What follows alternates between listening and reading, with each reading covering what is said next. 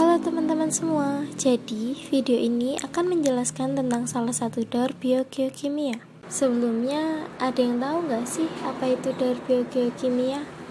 Jadi, daur biogeokimia adalah siklus alami untuk mempertahankan unsur penting di bumi, atau bisa juga diartikan sebagai siklus unsur atau senyawa kimia yang mengalir dari komponen abiotik ke komponen biotik dan kembali lagi ke komponen abiotik. Nah, daur biogeokimia ini dibagi ke beberapa jenis, salah satunya yaitu daur oksigen. Oksigen yang kita hirup setiap saat adalah hasil dari rangkaian proses yang disebut dengan daur oksigen. Daur oksigen berkaitan erat dengan daur karbon, yaitu kaitan antara daur karbon yang akan menghasilkan oksigen dari fotosintesis serta daur oksigen yang akan menghasilkan karbon dioksida dari pernafasan. FYI, oksigen di bumi purba berasal dari produk sampingan cyanobacteria yang berfotosintesis saat bumi berusia 2 miliar tahun. Daur oksigen menjelaskan pergerakan oksigen melalui atmosfer, biosfer, geosfer, dan hidrosfer. Daur ini merupakan siklus dasar bagi sebagian besar ekosistem yang melibatkan keseimbangan antara organisme yang melepaskan oksigen dan organisme yang menyerap oksigen. Bisa disimpulkan bahwa daur oksigen merupakan perpindahan senyawa antara karbon monoksida dan karbon dioksida dengan oksigen melalui proses fotosintesis dan respirasi makhluk hidup. Siklus oksigen terjadi karena semua makhluk hidup membutuhkan oksigen untuk kelangsungan hidupnya, entah itu untuk bernafas, membuat makanan, atau bahkan untuk menguraikan makhluk hidup yang sudah mati. Yang pertama ada pada tanaman. Tanaman menandai awal siklus oksigen. Tanaman menggunakan energi sinar matahari untuk mengubah karbon dioksida dan air menjadi karbohidrat dan oksigen. Yang kedua, oksigen dalam air. Oksigen di dalam air dikenal sebagai oksigen terlarut atau DO. Pada ekosistem yang sehat, tingkatan transfer oksigen ke dalam air dan penyerapan oksigen oleh organisme di dalam air berbanding lurus atau stabil.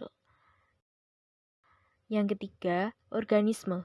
Organisme menggunakan oksigen dalam banyak bentuk. Peran mereka dalam siklus dimulai dengan karbon dioksida di atmosfer.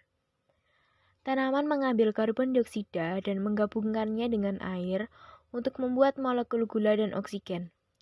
Hewan dan manusia menghirup oksigen dan melepaskan karbon dioksida kembali. Kemudian, siklus dimulai lagi. Ketika terjadinya proses fotosintesis, tumbuhan dan alga menyerap karbon dioksida, lalu menghasilkan oksigen.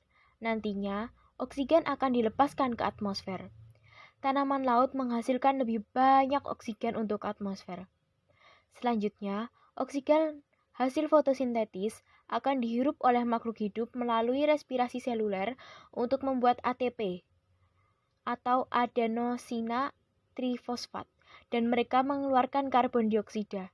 Pada makhluk hidup, oksigen kemudian dijadikan sebagai bahan bakar sari makanan melalui suatu proses metabolisme dalam tubuhnya masing-masing.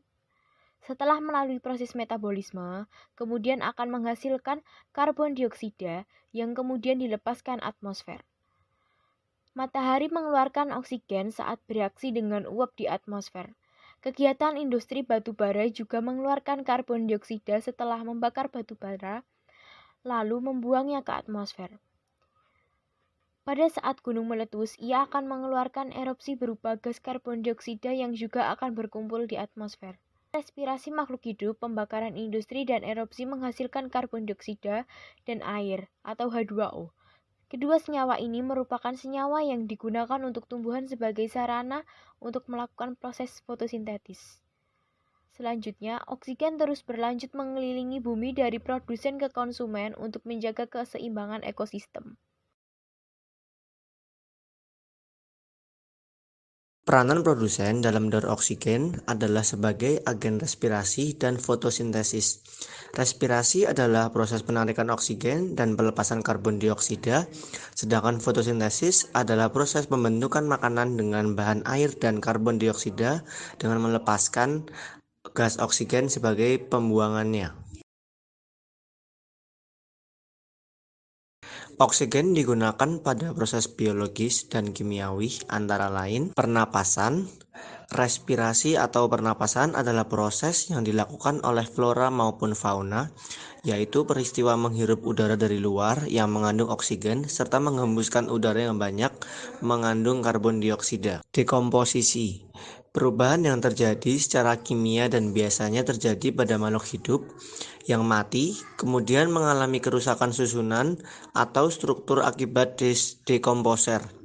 Contohnya seperti semut, belatung, bakteri, dan jamur. Karat atau korosi terjadi karena reaksi dari logam besi dan oksigen dan pengaruh adanya air atau kelembaban udara.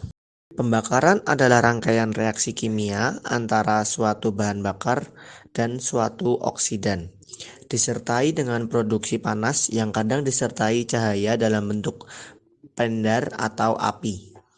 Ada 3 hal yang diperlukan untuk terjadi pembakaran, yaitu oksigen, bahan bakar, dan panas. Sekian penjelasan tentang daur oksigen yang dapat kami sampaikan. Setelah menonton tayangan ini, kami harap teman-teman semua bisa semakin paham dengan daur oksigen dan turut andil dalam menjaga kelangsungan daur oksigen ini. Semoga bermanfaat dan sampai jumpa lagi.